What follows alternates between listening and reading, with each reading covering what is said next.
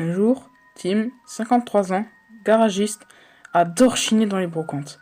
Un dimanche, alors qu'il s'ennuyait, décida d'aller à une d'elles.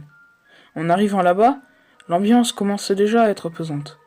Il voyait de tout, outils rouillés, vieux journaux, meubles rustiques, beaucoup de choses d'un autre temps. Un peu plus loin, un stand avec beaucoup de tableaux anciens. Mais celui qu'il a vu était particulièrement horrible. Une femme, entourée d'ombres d'enfants aux yeux rouges sang. Les habits de la femme étaient ensanglantés et déchirés. Elle avait les yeux noirs. Après plusieurs minutes de négociation, il lut pour la maudite somme de 58 euros. En rentrant chez lui, Tim se demanda pourquoi il l'avait acheté. Ce n'était pas Tim qui voulait le tableau, c'était le tableau qui voulait de Tim. La nuit tombée, il alla se coucher, mais fut très vite réveillé par des chuchotements à son oreille. Pourtant, Tim était seul chez lui.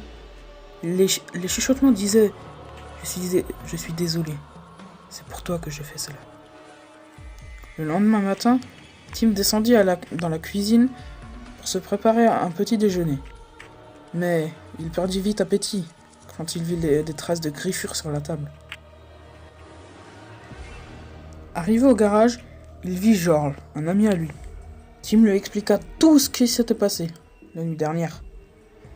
George lui avait dit qu'il allait venir cette nuit pour voir ce qui se passait. La nuit suivante, George était bel et bien venu dormir chez Tim. En montant les marches pour aller dans leur chambre, le tableau s'est mis à bouger tout seul et à tomber. Ils allèrent le ramasser, puis ils virent un mot tomber de l'arrière du tableau, disant « Pourquoi as-tu ramené George? On était bien que nous deux. » Les deux amis commencèrent à s'inquiéter. Ils discutèrent un long moment avant de s'endormir. Cette fois, ce n'était pas Tim qui entendait les chuchotements, mais George aussi. Il ne disait plus la même chose. Il disait « Tu ne m'as pas acheté, tu m'as toujours. » Le lendemain, ils descendirent et virent que la peinture avait une énorme trace de griffure. Et celle de la table avait disparu.